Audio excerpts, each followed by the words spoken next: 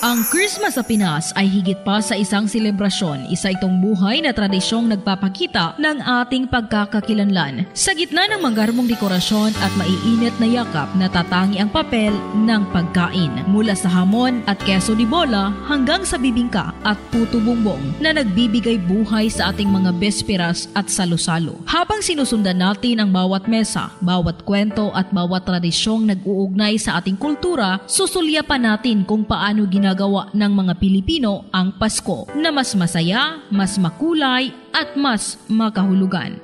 Dito sa lungsod ng Pagadian, kasabay sa pagbukas sa Paskuhan Festival 2025, may isang pook ng mga natatanging putahe at kakaibang food experience na dinarayo ng mga Pagadianons. Mga kasama at mga idol, sama-sama nating tuklasin ang bawat linya ng mga masasarap na pagkain dito sa Pagadian Food Street. Ang Pagadian Food Street ay bahagi ng selebrasyon sa Paskuhan Festival 2025 sa lungsod ng Pagadian, ang tinataguriang Little Hong Kong of the South. Sa lugar na ito, mai-enjoy mo ang mga iba't ibang hanay ng pagkain mula sa mga lokal na pagkaing Filipino tulad ng lechon, liempo, mga manok, kakanin at dudol na isang delicacy na gawang Muslim, at mga street foods tulad ng isaw at barbecue, kwek-kwek, ice cream, hanggang sa mga international na panglasa gaya ng Indian kebab at curry, bubble tea, pizza at marami pang iba. Hindi lamang ito pagkain, ito ay sumisimbolo sa kultura ng bawat Pagadianons, ang pagiging masayahin at may pagkakaisa.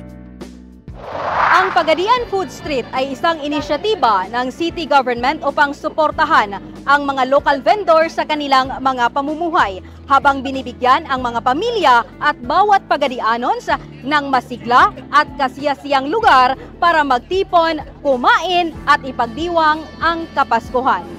Kasama mo sa RMN Pagadian para sa RMN Christmas sa Pinas, Radyoman Mar Alawan, Tatak, RMN.